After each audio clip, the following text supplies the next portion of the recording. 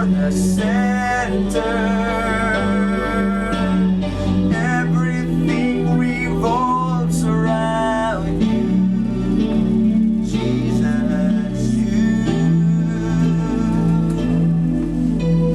Jesus, be the center of my life. Jesus, be the center of my life. From beginning till the end, it will always be you, Jesus. Thank you, Lord. Jesus, nothing else matters. Nothing in this world will do.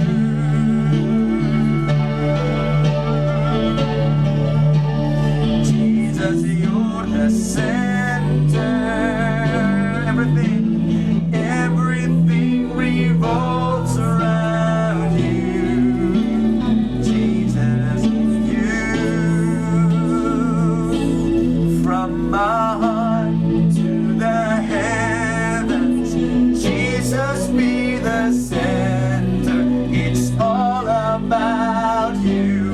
Yes, it's all about you. From my heart to the heavens, Jesus, be the center. It's all about you. Yes, it's all about. From my heart to the heavens, Jesus, be the center. It's all about you. Yes, it's all about you. From my heart to the heavens, Jesus, be the center. It's all about you. Yes, it's all about you.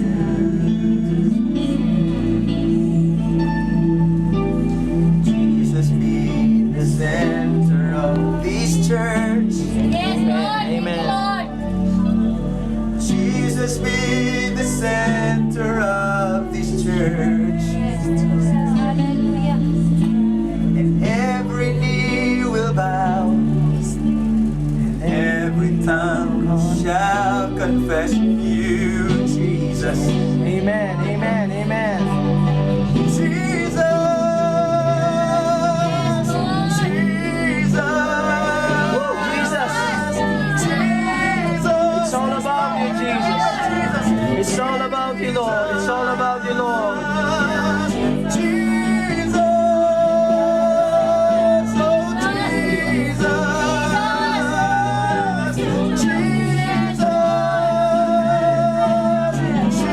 Jesus, we worship you, Jesus, Jesus,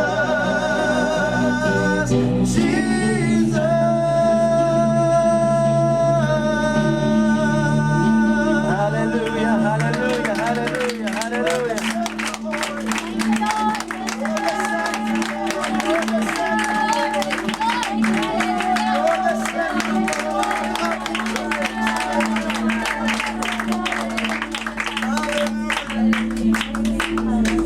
Praise God, praise God, praise God.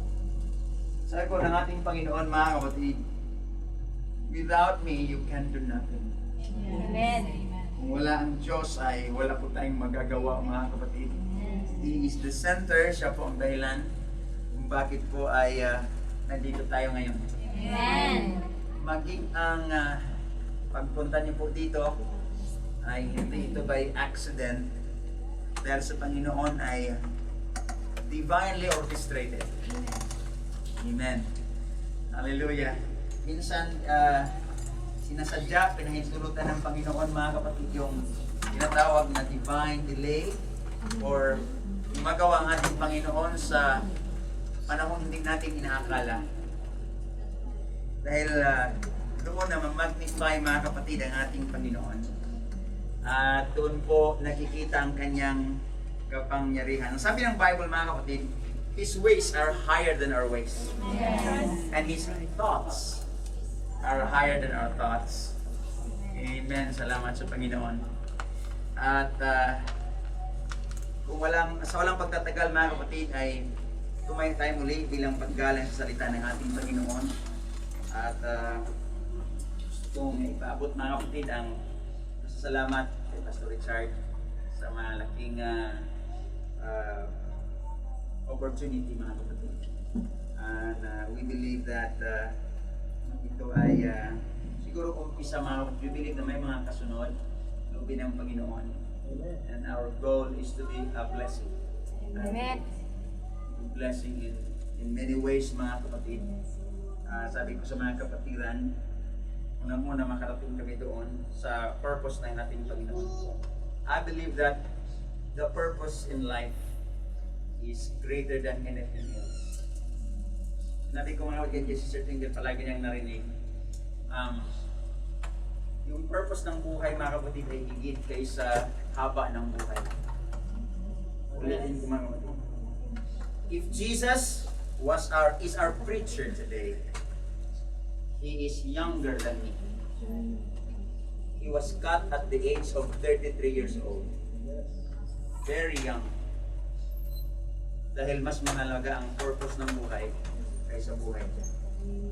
Sa length or span of life.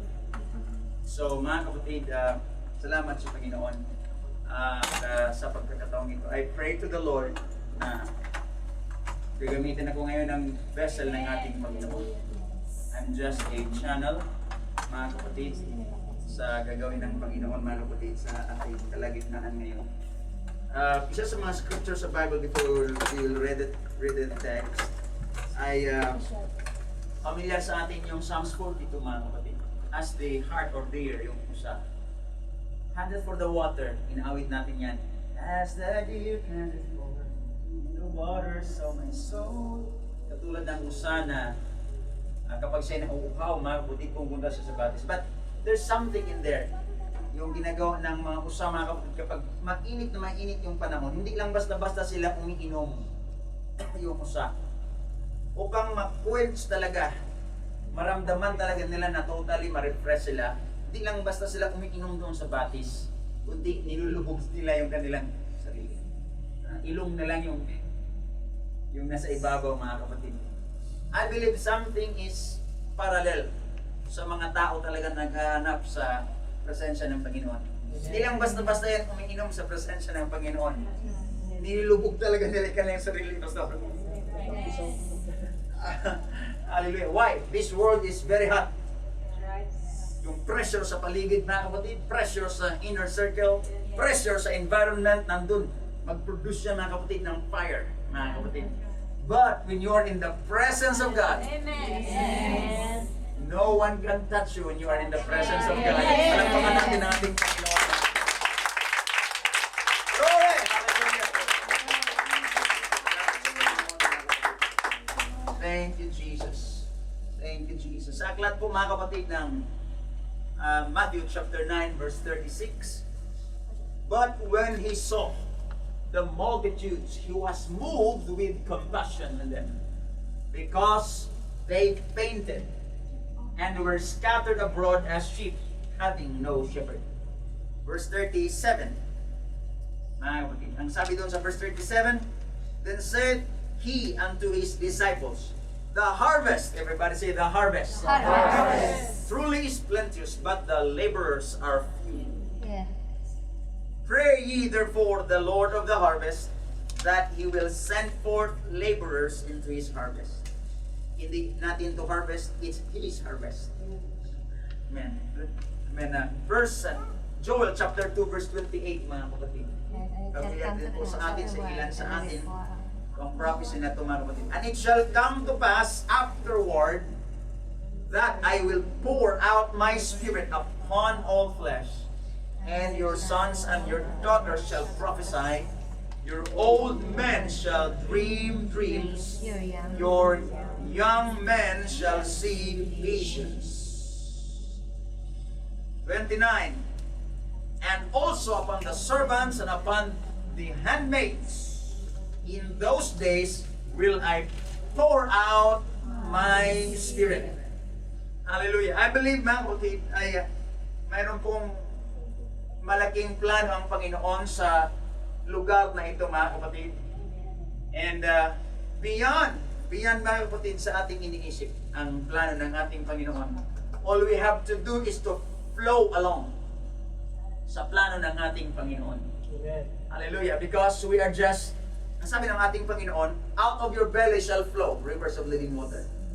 So sa loob pala natin, mga kapatid, in the spirit, sa espiritu, mga kapatid, naglagay ang Diyos, sino mang mayroong banal na espiritu, mga kapatid, naglagay ang Panginoon ng rivers of living water. Ilog. Rivers of living water. Now, I could say, mga kapatid, kung bawat isa sa atin na mayroong Holy Spirit, as if may mga ilog sa loob natin in the spirit, mga kapatid, kung ating buksan yan, gaano kaya kalaki na rivers kapag sama-sama nating buksan yan? Wow. Amen. Out of your belly shall flow rivers. At kung ating babasahin, mga kapatid, sa book of Ezekiel, I felt like diverted in the spirit ngayon, mga kapatid. Sa book of Ezekiel, mayroong vision si Ezekiel, mga kapatid, sa chapter 47, or you can read all the scripture, mga kapatid, na dinala ng Panginoon si Ezekiel doon sa malalim na ilog. At ang sabi doon, yung ilog na yun, kung saan mapunta, mabubuhay ang anumang bagay, mga kapatid, na pupuntahan. And I believe, yun ay patungkol sa spiritual na mga bagay, mga kapatid. Yung nilagay ng Panginoon sa loob natin na rivers of living water. Kung atin lang buksan yan, mga kapatid, hallelujah. May mga hiwala ng pag-asa dyan, mga kapatid. They will be touched in the name of the Lord. Hallelujah. Praise God. Thank you, Lord, for your anointing. Thank you, Lord, for everyone. Panginoon na narito. We thank you, God. Thank you, Lord, for what you are about to do. Hindi rin ko, mga kapatid, si Pastor Richard, before he will pray, I will declare, I will operate under the mantle of the man of God. Right now, I will boldly confess, mga kapatid. Right now, Hallelujah. I come under his authority. Pastor Richard. Hallelujah. Lord God, we thank you so much for your word that has been read today. Dalangin namin, Panginoon, na bendisyonan mo ang iyong abang lingkod, Panginoon. Jesus. Lanisan mo ang kanyang bibig, O Diyos. Jesus. Lord God, let him speak the oracles of God. Let him prophesy. Let him, Lord, hallelujah, preach your message for your people. That we may be challenged, that we may be uplifted, that we may be set on fire, ablaze for the harvest, Panginoon.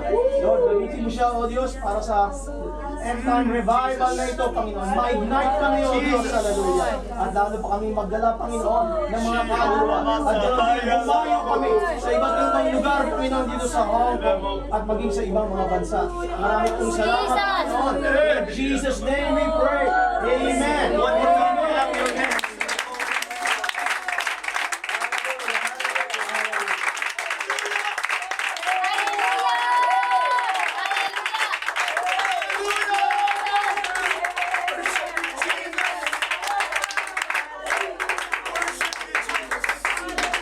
Worship you, Lord. We worship you, Lord. Hallelujah.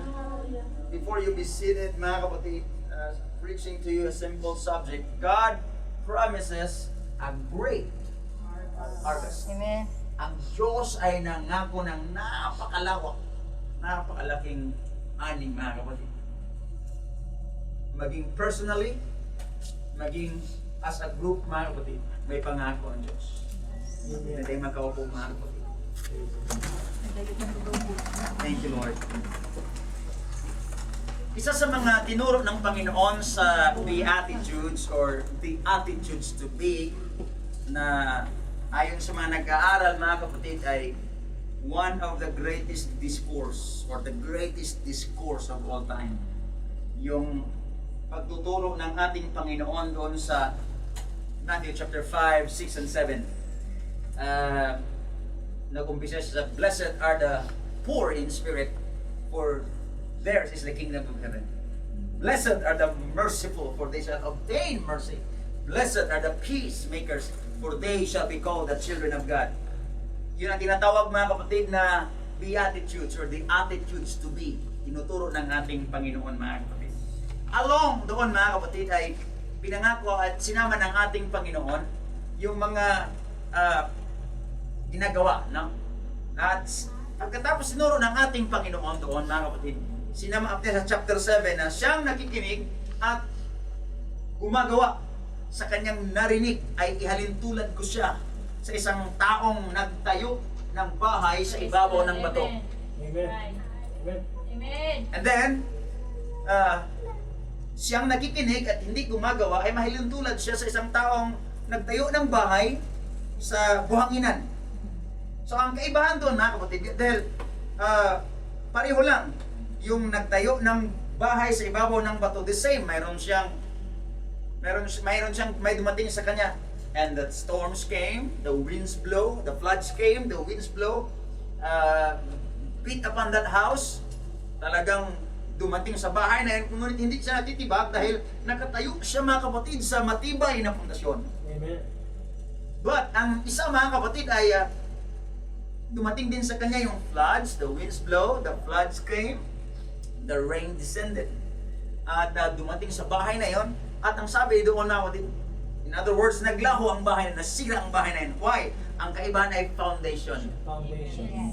Foundation, napakahalaga ng foundation, mga kapatid, na sinabi ng ating Panginoon, He that heareth the sayings of mine and do them.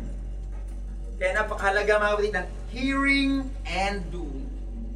Now, sabi ni Paul, mga kapatid, na faith cometh by hearing and hearing by the word of God. I have a deep conviction, mga kapatid, na yung hearing doon ay it would be best interpreted na nagsasabi, faith cometh by revelation Revelation. and revelation by the word of God. Dahil maraming nakapakinig ng salita ng Diyos, ngunit walang revelation, mga kapatid.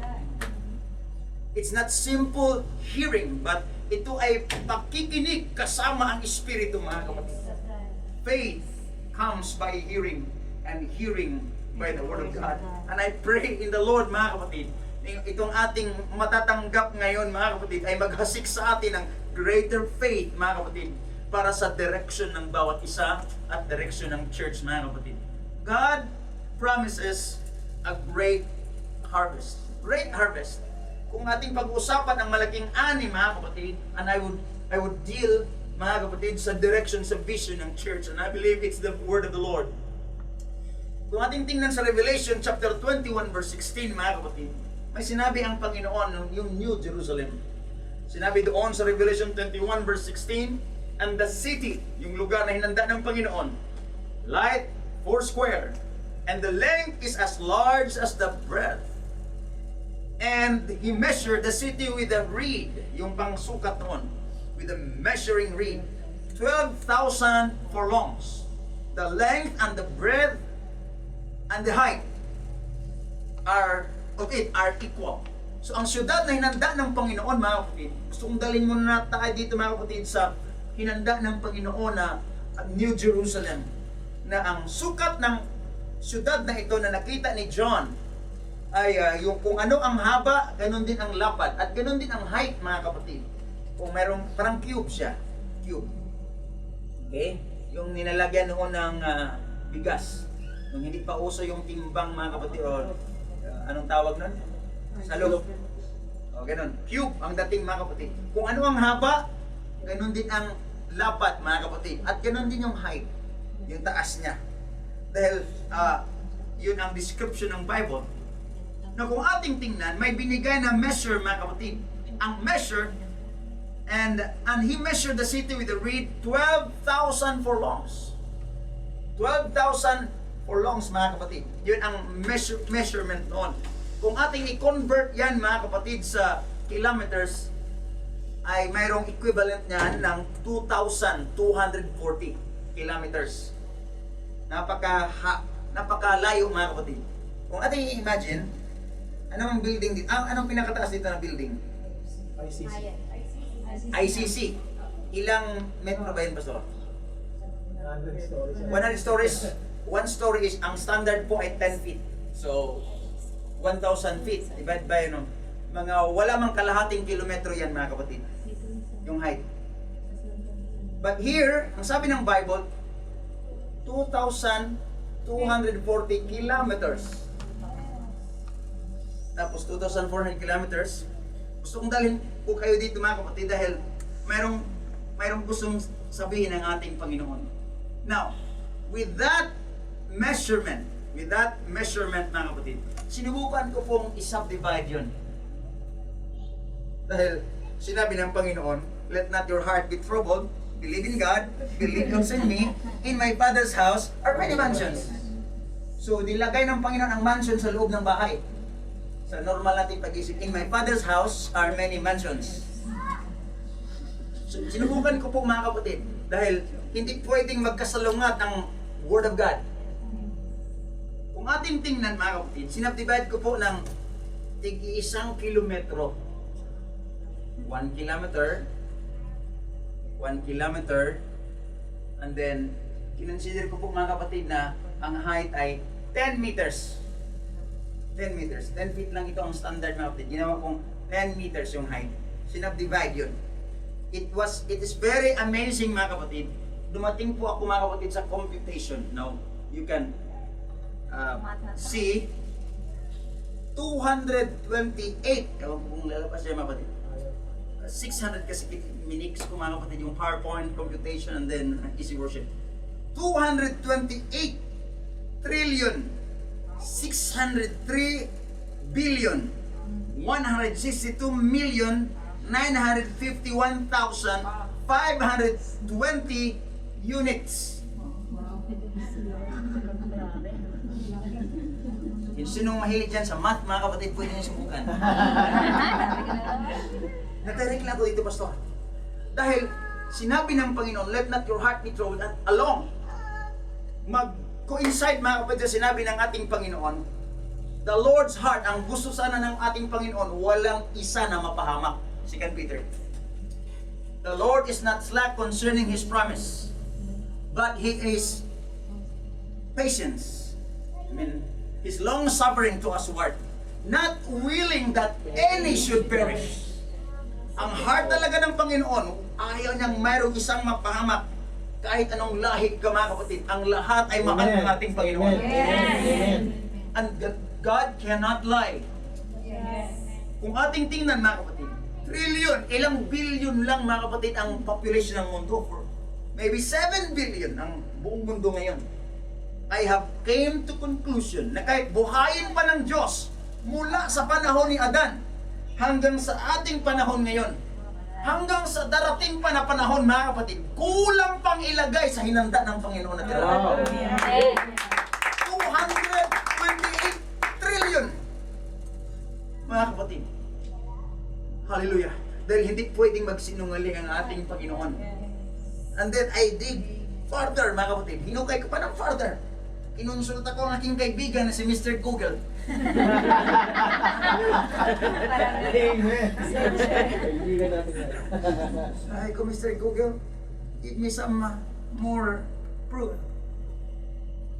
Kinuha ko mga kapatid, ano bang surface area ng Earth? Ang surface area ng Earth mga kapatid ay ibinigyan ko ng information. The surface area of the Earth is 510 million square kilometers. The Earth is a water-heavy planet. So yan ang surface area mga kapatid. Ang land, 149 million. And water is 361 million square kilometers. Kinumpare ko mga kapatid sa New Jerusalem. Subdivided mga kapatid into 5 meters high. 5 meters high, that is 15 or 17 feet na haba mga kapatid. Ang floors mga kapatid ay 460,000. Dumating ako mga kapatid sa total area ng square kilometers ng New Jerusalem. Yung surface area na 2,433,400,000,000 square kilometers. Okay? Ang nangyari mga kapatid, kinuha ko lang yung comparison. That means, ang New Jerusalem na hinanda ng ating Panginoon is equivalent, to sum it up, ng 4,771 Earths. Wow. Yung Earth, yung surface area ng Earth, 4,771 ka Earth, mga kapatid, ang pwedeng ipasok sa New Jerusalem. Wow. There are facts in the Word of God na minsan hindi lang natin nakita, mga kapatid. Why? Because constant ang ating Panginoon. He never changes. Kapag sinabi ng ating Panginoon, He is not willing that any should perish. Yan po to close the mouth of those philosophers na nagsasabi, mga kapatid, kung lahat maliligtas, baka sisikip tayo sa langit. No sir, no ma'am. Kulang pa lang. Hallelujah. There is a great harvest, mga kapatid. Pinangako ng ating Panginoon. Amen. Hallelujah. Praise God. Pwede mong palakpakan natin ng ating. Hallelujah!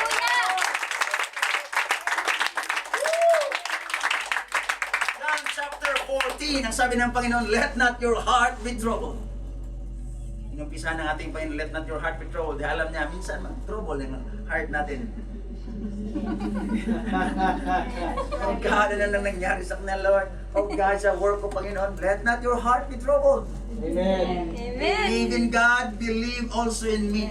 In my Father's house are many mansions. If it were not so, I would have told you, I go to prepare a place for you.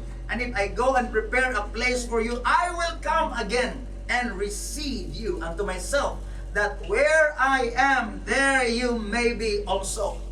Kung nasaan ang ating Panginoon, kasama tayo, mga kapatid. Amen. Amen, amen. Hallelujah. Kung exciting, mga kapatid, kapag naramdaman natin ang presensya ng ating Panginoon, hallelujah, very exciting, mga kapatid. Parang ayaw nating lumabas sa presensya ng ating Panginoon, yung ganong experiences, mga kapatid. How much more kapag kasama na natin ng ating Panginoon? Amen. Amen. I was so amazed dahil nung binasa ko, mga kapatid, doon ay wala ng araw. Walang araw, walang light. Ang source ng light ay ang Panginoon na mismo. Yan ang description. Wow. Yan sa Revelation 21, if you can read it over, wala ng araw, mga kapatid. Then it came to me, mga kapatid, kung maganda ang creation ng Panginoon. Ang Hong Kong ay tinatawag na, City of Lights, napakaliwanag, mga kapatid. Yung iba na pag pumunta doon sa Pilipinas, bakit madilim? Lights. Na-appreciate natin yung beauty ng light, di po ba? Tininganin, wow, napakaganda ng light. Now, kung maganda yung creation ng Panginoon, how much more mismo yung Creator? Yes. That's right. Kasi na mismo yung liwanag. Napakaganda ang tingnan yung sunrise, sunset, mga kapatid. Creation ng ating Panginoon. That's the reason why sinabi ng Panginoon kay Moses, Moses, no man has ever seen my face and live. Nung dinig ko yan, mga kapatid, I believe ang mukha ng Diyos ay hindi dreadful, hindi bagay na katatakutan. Sabi ng Panginoon kay Moses, wala pang nakakita sa aking mukha at nabubuhay. I believe it's just me, mga kapatid. Dahil kung magandang tingnan ang creation ng Panginoon, karagatan, kalawakan, mga kapatid, mga bulubundukin, mga kapatid, creation niya ng ating Panginoon. Magandang pakinggan yung shhh ng dagat. Tunog ng dagat, mga kapatid. Ang ganda tingnan, very relaxing, mga kapatid. How much more kung makita natin yung mukha ng Creator? Wow. Lahat yan reflection lang sa Kanya. Yes. That's the reason why I believe, sinabi ng Panginoon, Moses, no man has ever seen my face and lived. Dahil I believe, for me, mga kapatid, kapag makita natin ang mukha ng Panginoon, ayaw na nating mahiwalay sa Kanya, mga kapatid. Amen. Amen. Maganda tingnan na, hallelujah, ang creation niya. How much more yung mukha mismo ng ating Panginoon. When you can see the face of Him. Then I came to think, mga kapatid, ang inanda ng Panginoon na tirahan, mga kapatid, ay wala ng ilaw na araw, mga kapatid. Siya na mismo ang liwanag. And then gems, napakagandang mga bato, mga kapatid. In fact, yung ginto doon, mga kapatid, ay pinaka-flooring lang. Napakamahal dito, mga kapatid. Pearl ay nasa mga pintuan. Mamahaling mga stones, mga kapatid. Noong nilagay ko ang aking sarili doon sa scripture, walang ilaw, nandun sa gitna ang ating Panginoon. It came to me, mga kapatid. It is very possible kapag dalhin ka na ng Panginoon doon, pag nandun na tayo, mga kapatid, mayroong Dahil iba-ibang kulay ng mga precious stones. May red, may blue. May ibang kulay, mga kapatid. Kapag tatamaan nyo ng ilaw, mag-produce yan ng rainbow of many colors. Wow. That's how beautiful. Kaya I have listened to testimonies, mga kapatid. Man, hindi lang isa, dalawa, marami, mga kapatid. Na it seems like nagkaroon sila ng glimpse sa kaharian ng Panginoon. At parang nakita na nila yung beauty, mga kapatid. At nabalik. Isa sa mga testimony ni Reverend Lee Stone King, mga kapatid, meron silang pinag-pray na bata na nadaganan, mga kapatid, back nung doon kami sa DCD. Yung kanyang friend, mga kapatid, ay merong anak na lalaki. It so happened na nagkaroon ng accident na yung habang van, mga kapatid, yung 18-wheeler van, truck, doon, yung gulong mismo, mga kapatid, doon huminto sa dibdib ng bata. At of course, sinabi ng doktor, patay na, wala ng pag-asa yung bata. Umiyak nang umiyak yung mother, and malapit si Reverend Lee Stone King that time, dahil kaibigan niya, mga kapatid, nag-intercede siya. Pinag-pray kasama yung nanay. Sabi ng bata, dahil itong testimony, mga kapatid, sabi niya, Mami, bakit mo ako pinabalik? Napakaganda doon. Napakaganda doon. Yung bata, mga kapatid. Because greater things ay progressive ang ating Panginoon. Kung merong magandang ginawa ang Panginoon sa atin nakaraang mga araw, mas maganda ang gagawin ng Panginoon sa palagay. Progressive. You can see, nung nahulog ang tao, mga kapatid, nag-provide ang Panginoon ng provision. Progressive siya. Gusto niyang mapalapit, mga kapatid. So, ang Panginoon ay nag-offer, mga kapatid. By His means, mayroon siyang nagkatay siya ng animal, mga kapatid, at yung balat binigay niya sa tao upang makalapit ang tao sa kanya, mga kapatid, to make a covering. Gusto pang makalapit ang ating Panginoon, nag-provide siya ng tabernacle. And then after sa tabernacle natin, dahil yun ang means na makalapit ang tao sa Diyos, progressive siya. And then after that, naging temple, mga kapatid. Hindi pa satisfied ang Panginoon doon. Bumaba na siya mismo. Amen. Back, nung hindi pa na-reveal ang ating Panginoon, ang tabernacle ay stationary. Kailangan silang pumunta doon. Pero hindi na satisfy ang Panginoon doon. Sabi ng Panginoon, ako na ang lalapit mismo sa kanila. Kaya tinawag na natin, destroy this temple. Then, kaya may mga siguro okay noon dahil naramdaman ng mga tao ang kapangyarihan ng Panginoon. Visible yung power ng ating Panginoon. No? Greater ngayon, mga kapatid. Why? Because ang sabi ng ating Panginoon, aalis ako. At ako ay babalik at ako ay sasa inyo. That means nakakasama ng mga apostoles ang ating Panginoon, nakita ang physical body. Pero ang heart ng ating Panginoon, hindi ako satisfied ng ganun. Gusto kong manilahan sa loob ninyo. Wow. Yeah. Hallelujah. In the form of the Spirit. Because progressive ang ating Panginoon. Hindi siya nauubusan, mga kapatid. And that's why, hallelujah, na merong malaking plano ang Panginoon sa inyo. Oh, hallelujah. Yes, yes. In the name of Jesus. Hallelujah! In the name of Jesus. Nakita ng Panginoon ang situation ng church na ito, mga kapatid. Very obvious ang isa sa mga need, mga kapatid, ay kailangan maluwang-luwang na, mga kapatid. Nakita ko mismo kanina, mga kapatid.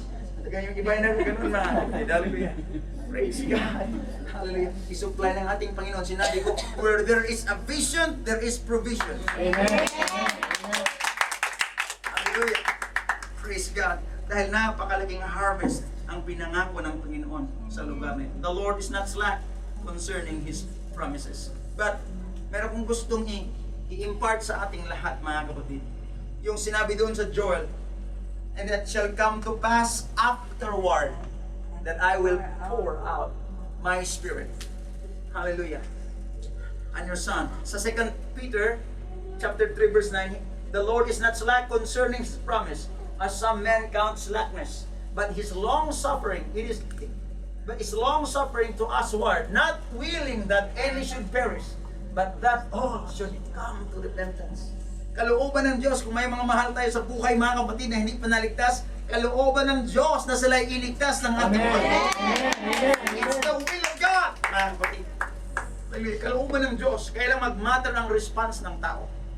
Na-share ko, mga kapatid, na minsan, ang kalooban ng Panginoon ay naging adjusted sa atin. Depende sa response natin, mga kapatid. I have a proof, mga kapatid, na minsan na-adjust yung divine plan ng ating Panginoon. Ang Egypt, kalooban kayo ng Panginoon na patayin yung mga Israelites doon sa ilang, no? It's the will of God. Yung original plan. Dahil pinangakuhan sila ng ating Panginoon, Kanaan. Kaya nagbago yun, mga kapatid, yung ang response nila ay doubt doon sa pangako ng Panginoon. At Kadesh Barnea, doon na nag-declare ang ating Panginoon dahil sa kanyang response, mga kapatid. Hindi sila nagkaroon ng faith doon sa promise ng ating Panginoon. Sabi ng Panginoon sa kanila, lahat ng mga ganitong edad, 40 up, ay hindi makapasok, mga kapatid. Nabago yung plano ng Panginoon. Adjusted ang plano ng ating Panginoon. At ang nakapasok, mga kapatid, na elder doon ay dalawa lang. Si Joshua at saka si Caleb. That's right. And that's pretty interesting, mga kapatid. Kung meron tayong good report, dadalhin tayo ng ating good report dun sa pangako ng Diyos. Amen. Amen. Amen. Amen. Alam natin na merong dalawang spy or tiktik na pinadala, mga kapatid, si Moses. Hindi na natin ma-memorize yung 10. Kaya palagi nating maalala yung dalawa dahil dalawa nagbigay ng good report. Amen. Correct. Good report lang. Maalala talaga tayo, mga kapatid, sa ating sunod na generation because of our report. Hallelujah. Na-adjust ang plan ng Panginoon sa response nila, mga kapatid. Another thing, si Moses pinangakuan ng Diyos na makapasok sa lupang pangako. Binibiro ba ng Diyos si Moses, mga kapatid? No. Pero bakit hindi siya nakapasok? Nakatingin lang, hanggang tingin lang si Moses. Dahil din sa response ni Moses, mga kapatid. Amen. I have a proof, mga kapatid. I will prove, mga kapatid, in the scripture, na gusto talaga ng Panginoon sana na mag-enjoy si Moses doon. But since God is a just and righteous God, mga kapatid, isang side ng kanyang love is judgment. For God is love at display ng kanyang love ang judgment, mga kapatid. Nature ng ating Panginoon. Nung nakita ni Moses, mga kapatid, ang promised land, kinuha siya ng Panginoon. Hindi na siya nakarating, mga kapatid. Si Joshua na ang nagtuloy. Pero sa end part, mga kapatid, ni Moses, hindi nagbago ang kanyang lakas. At hindi, that means yung kanyang health, mga kapatid, kung ano ang kanyang health, pag alis, ganun pa rin. Wow. At ang kanyang mata ay hindi lumabo. And that's the way na ma-enjoy natin ang blessing. Amen. Yung lakas natin ay nagbago, yung paningin natin ay hindi. Dahil gusto ng Panginoon na ma-enjoy, makita niya ang promised land. What's the use kung makarating nga siya sa promised land pero malabo lang. That's right. Amen. Ang sabi ng Panginoon, the blessing of the Lord make rich, and He adds no sorrow. Walang kalungkutan. That means gusto talaga ng Panginoon na once i-bless niya tayo, mag-enjoy tayo sa blessing. Amen. Tapos sa ating Panginoon. But, si Moses, mga kapatid, dahil sa kanyang response, naggalit si Moses, mga kapatid. Ang sabi ng Panginoon, speak to the rock. Pinalog ni Moses, mga kapatid, yung bato na yan. At nagkamali si Moses dahil ang sabi ng 2 Corinthians chapter 10 verse 4, yung batong yun na sumusunod si Jesus Christ yun. Pinalog ni Moses, mga kapatid. Hanggang hindi siya nakarating. Na-adjust ang plan ng Panginoon. Sinabi ko, mga kapatid, sa ilang mga pastors, gaano ka kaya tatag ng leadership doon sa Kanaan kung nandun si Moses at nandun si Joshua. Think about that. Wow. How strong the governance would it be kung ang bishop nandun at ang bagong senior pastor ay nandun, naghawakan ng kamay. Wow. You can read along the line since wala na doon ang bishop, mga kapatid. Nung nawala si Joshua, roller coaster time ang Israel.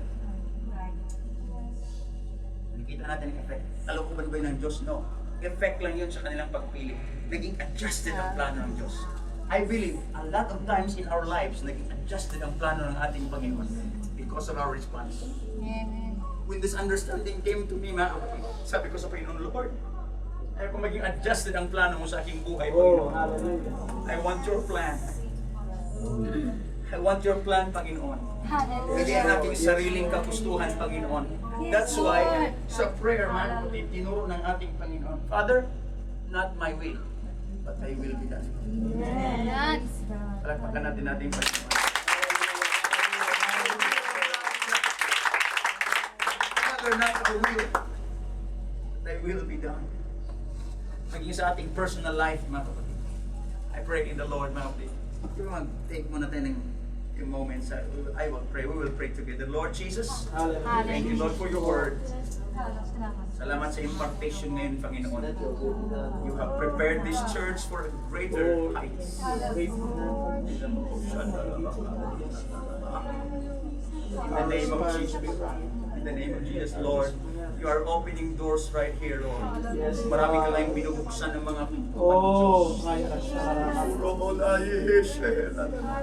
Oh, In the name of Jesus, I name pray, of Lord. Jesus. Hallelujah. Magkaroon kami ng perception in the Spirit. Oh God, oh God. Give us ears to God. hear. Give us minds to perceive the things of God. Hallelujah, Give us hallelujah, hallelujah. eyes to see, oh God, sa mga bagay na yung binubuksan ngayon. Oh, In the name of the Lord, sa mga leaders, Panginoon, sa church na ito, yes, sa mga saints, Panginoon. Hallelujah. Direct us, O Lord, into your direction. In Jesus' name.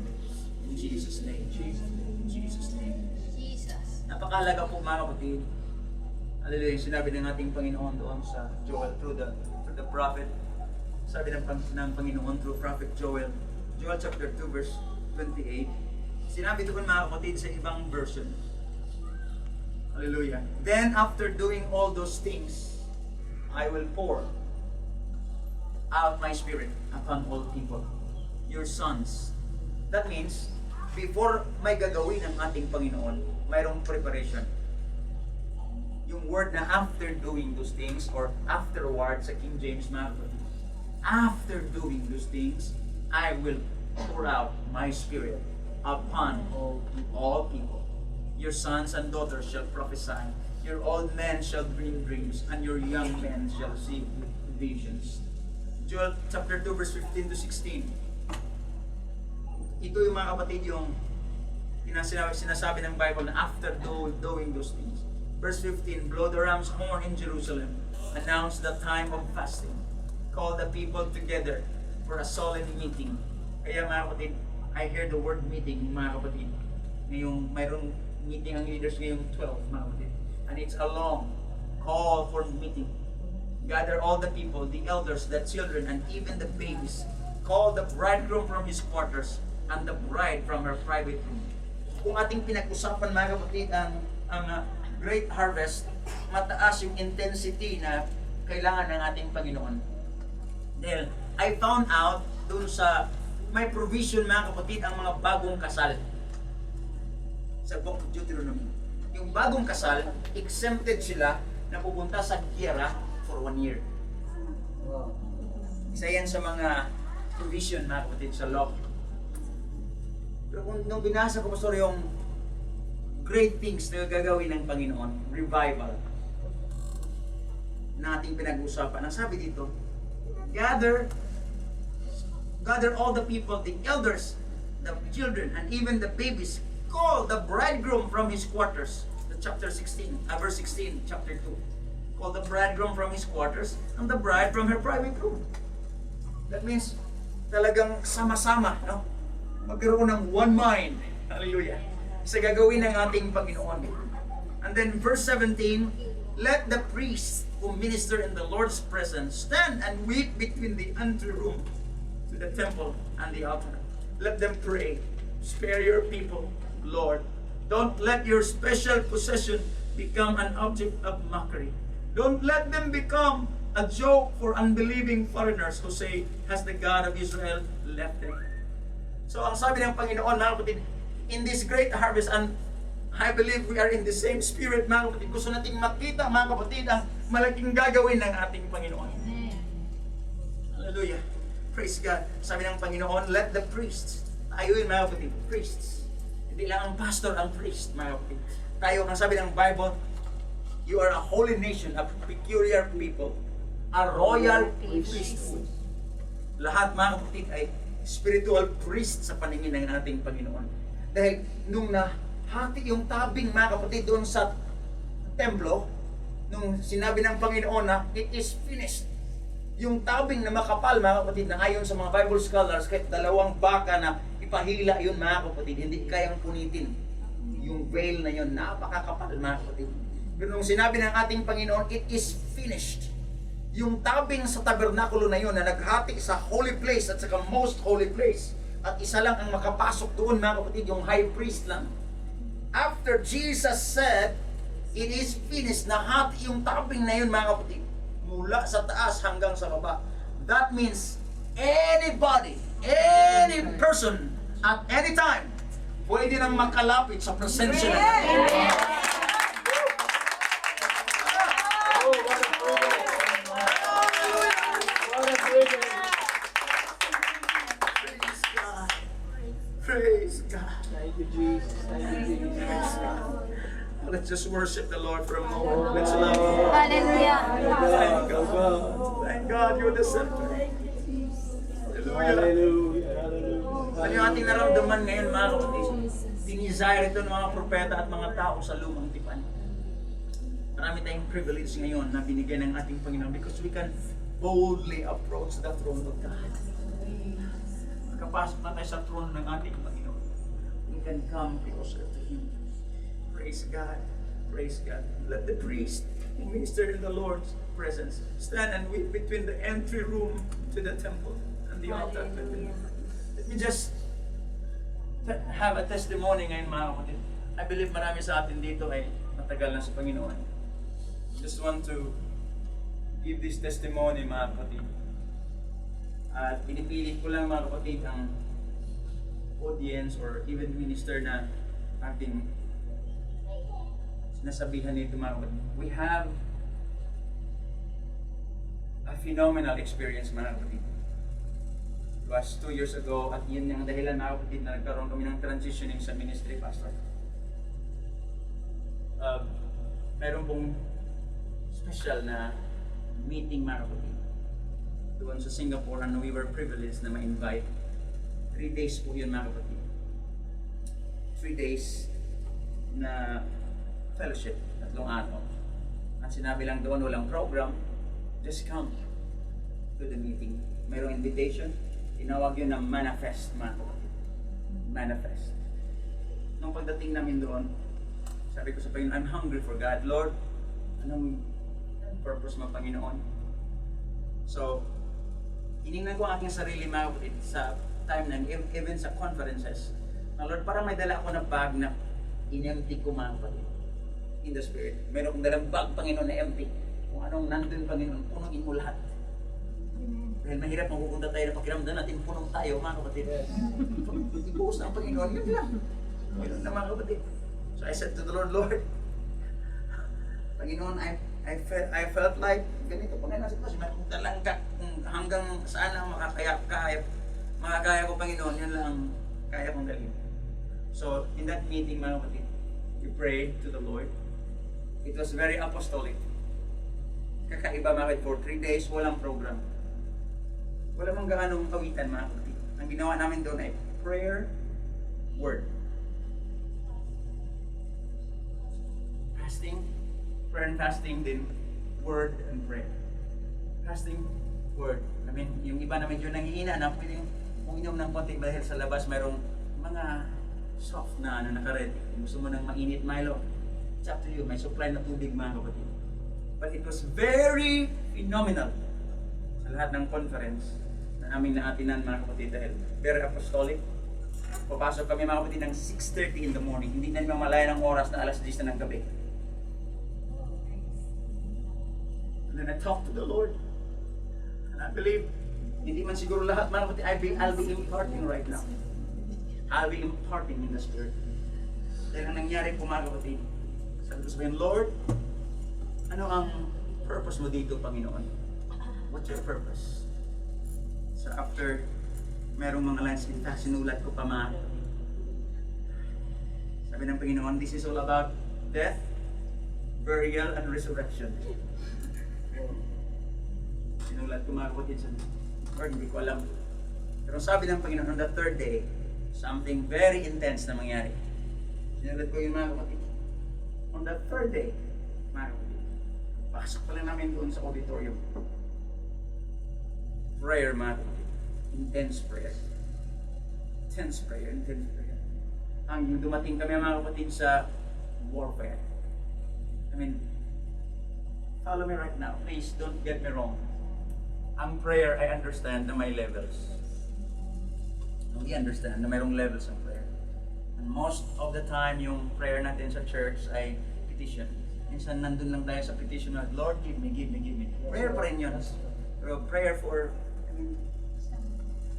listen to me. Kung ang tubig ay merong level, merong snorkel, merong sea diving, scuba, meron ding deep sea diving, right? Ang mundo ay merong layer, merong outer, merong crust, merong mantle, outer core, merong inner core. Ang atmosphere, mayroong levels yan. Stratosphere, ionosphere, lahat yan may level mga kapatid. Kung makita natin dito mga kapatid, ang prayer din ng isang Kristiyano ay may levels. And it is the will of God for us na lalalim tayo mga kapatid doon sa ating pananalangin. So when we entered into that kind of prayer mga kapatid, hallelujah. So mayroong nangyari po na we interceded mga kapatid for the Philippine church, for the work of God. It's very intense mga kapatid dahil doon sa prayer, said, Lord, kung ano ang gagawin mo Panginoon, we're talking about harvest. Yun ang sa mindset ko, Pastor. Panginoon, alam kong meron kang gagawin personally, sa family, maging sa church, Panginoon. So, habang nagpipray kami mga kapatid, I understand maraming revelation ng Panginoon. Sinabi ng Panginoon, the most perfect prayer is prayer in the Spirit. Hindi yung prayer na yung iniisip. At marami sa ating prayer, mga kapatid, na kaya hindi tayo makakatagal. And nagsasabi ako sa aking sarili, before, bakit marami hindi makatagal sa prayer dahil nauubusan ng sasabihin. Totoo, hindi. Totoo. That's right. Pero ang sabi ng Romans, mga kapatid, kung ating basahin ang Romans, mga chapter 8, verse 26 and 27, ang Espiritu ng Diyos, ang siyang Yes. marunong siyang manalangin para sa atin. So when I realize and understand that the most perfect kind of prayer is prayer in the Spirit than what we think. Yes, yes. Amen. So, it's just, now, naging natural na lang mga kapatid. I just pray. Kahit magdadrive mga kapatid. I'm saying it out of experience, mga kapatid. I'm not saying it to boast. There are times kahit magdadrive, I just speak in tongues. Hindi ko alam mga kapatid. I just worship the Lord. Hindi ko alam kung anong sitwasyon. I just pray in the Spirit. Hallelujah. And this is more, I believe, rest mga kapatid. May kapahinga. And so in that prayer meeting mga kapatid, dumating kami sa very intense prayer. Hallelujah. Sa prayer na yun mga kapatid. Nung andun na kami sa warfare, ang lahat mga kapatid ay hindi na tongues. We just entered into this realm of the Spirit, mga very true mga kapatid. Yung sinabi ni Paul na I was in the Spirit, very real mga kapatid. You can feel the atmosphere mga kapatid. Dinadala ka ng Panginoon doon sa spiritual world, in the Spirit. Praise God. And when we entered mga kapatid sa prayer na yun, all of the sudden, mga kapatid, hindi ako nagkaroon ng hallucination. I can feel, narinig ko yung prayer ng iba. All of the sudden, mga kapatid, mayroon kong nahawakan. Mayroon kong nahawakan. Nung nahawakan ko yung mga kapatid, the more I intensify in prayer. In tongues. I just spoke in tongues, mga kapatid. I just flow in the Spirit, mga kapatid. I just intensify in prayer. Hanggang to the point, mga kapatid, nagkaroon kami ng yung word na sinabi ni Paul, mga kapatid, na we wrestle not against flesh and blood. Yung word na wrestling, Pastor, naging literal that time. Labanan kami doon sa, dahil Kung sino nakapunta siya ng Singapore, mga kapatid, theater yun doon sa baba, mga kapatid. And it so happened, mga kapatid, I just pray in the Lord, I just pray in the Lord. Panginoon, very phenomenal ito, Panginoon. I just pray in tongues. In the Spirit, mga kapatid. Nung malapit ko nang matumba yun, mga kapatid, dahil ramdam ko talaga, walang tao, mga kapatid. Nung malapit ko nang matumba, I had a vision, mga kapatid. Nung malapit na sa matumba, mga kapatid, mayroong doon sa likod na tumulong. Literally, mga kapatid, ako napunta doon sa natapon ako, mga kapatid. Pero hindi ko siya binitawan. I just continue praying, mga kapatid. I just prayed hanggang dumating, mga kapatid, na to the point na natumba siya, mga kapatid. And then si Reverend Chester Wright siya nag-lead nun, mga kapatid. Maybe about 2 or 3 seconds, mga kapatid. I just prayed. After about 2 or 3 seconds, sumigaw siya, shout! Parang coordinated in the Spirit, mga kapatid. We shouted, mga kapatid. Hallelujah. Lord, ano yun? Pero something is happening, Panginoon. Something is happening. Nung bumalik ko sa upuan, mga kapatid, marami pang kasunod. Dahil nawalang lakas ko, mga kapatid. Sister Twinkle, she knows. Kasama ko siya that time, mga kapatid. Wala yung lakas ko, mga kapatid, nang lalabir. Ano ba nangyari? Very intense, mga kapatid. To the point na sa Pastor Doji, Pastor Office, nakita din niya, na-discern niya, mga kapatid. Sinalok niya Pastor Doji ako, mga kapatid. Kung binitawan ako ni Pastor Doji dun sa way, babagsak ako, wala sa akin yung lakas, Pastor. Inalalayan niya ako doon sa office. Ang nangyari, mga kapatid, doon sa office, nakaupo ako. Pray ko sa Lord. God, I just pray in tongues, mga kapatid. I don't understand, Lord, but I felt peace. Sabi ni Pastor Doji, Pastor, okay lang sa likod. Yes, Pastor, okay lang. Nung umalis si Pastor Doji, mga kapatid, ako na lang doon sa office niya, doon sa baba. Very strange thing happened. The first time kong naramdaman, mga kapatid, literally parang may tinusok na sword yung aking dibdib. Nag-opo ako doon, mga kapatid, sabi ko, napakasakit, mga kapatid. As if na mahati yung katawan ko, mga kapatid. The truth, naabutan ako ni Sister Twinkle doon, sumisigaw, mga kapatid. May dala siyang Milo, dahil mahal niya ako, mga kapatid.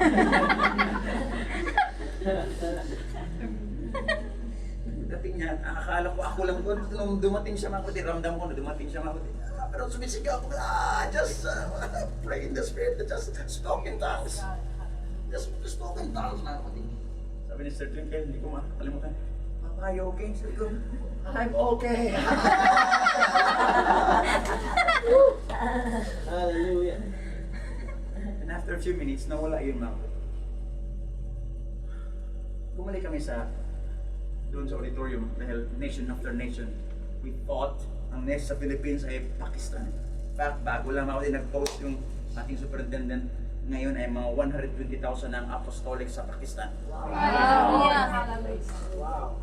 It's very phenomenal. Maraming testimony nangyayari, mga kapatid. Nung gabi niya, nung umuwi na kami, dahil doon sa Stansfield, mga kapatid, about 10:45 nakarating kami doon sa kung saan kami nakatumuloy, tulog ni Sister Twinkle. Hindi ko makatulog, mga kapatid. Lord, ano ba yung nangyari, Panginoon? 12 o'clock, 1 o'clock, hanggang 1:45. Kasi yung sabi ko sa Lord, I just talk to the Lord. Ano ba yung nangyari, Panginoon? Ano yung klaseng aking nahawakan, Panginoon? Then the word of the Lord came to me. Very clear, man, but that confirmed the next day. Sabi ng Panginoon, it was the spirit of religious tradition na nag-hold sa Philippines. Dahil ang pinag-pray ng Philippines, religious tradition. Sabi ko, yes Lord, dahil yun nga, nauna yung mga traditions ng tao. Minsan mas nataas pa yung traditions, and a lot of times, minsan taas pa yung traditions kaysa spiritual ng mga bagay. Okay, very clear. Pero hindi tumigil ang Panginoon. Sabi niya, this spirit is even reaching to the apostolic church. Lord, how? Yun parang binuksan ng Panginoon yung knowledge, mga kapatid. Try to think. Sabi ng Espiritu ng Panginoon, marami tayong ginagawa sa church, posible nung pag-umpisa spiritual. But as the weeks, months, Yes, years that's goes by, right. naging traditional. Oh God. Oh God. So I cried, Oh Lord, God. ang Panginoon, ito yung dahilan kung bakit minsan nahindir ang revival. Oh God. Sa talama kayo. Ayarasata. Hallelujah. Oh God. Give us. Hallelujah. Brothers and sisters, come to you with all this burden. Oh. Bakit naging ganun ang early church, mga kapatid? Hear this. Kung ganun na mga kapatid ang ginawa ng Panginoon sa early church, kung ating tingnan parang baby stage ang church, mga kapatid. At Hallelujah. ganun ang nangyayari yung ginagawa ng Hallelujah. How much more Hallelujah. kung mature stage ang church? Jesus. The latter rain would be greater than the former rain. Hallelujah. Come on, I can see somebody ngayon na you are flowing with me right now in the Spirit. You are flowing with me right now. Hallelujah. I resist it right now. I am flowing in the Spirit right now. I resist. We resist this kind of spirit. Gideon got it. Hallelujah. Right now, we really want to be apostolic. We really want to be apostolic. We will operate in faith. We will operate in the gifts of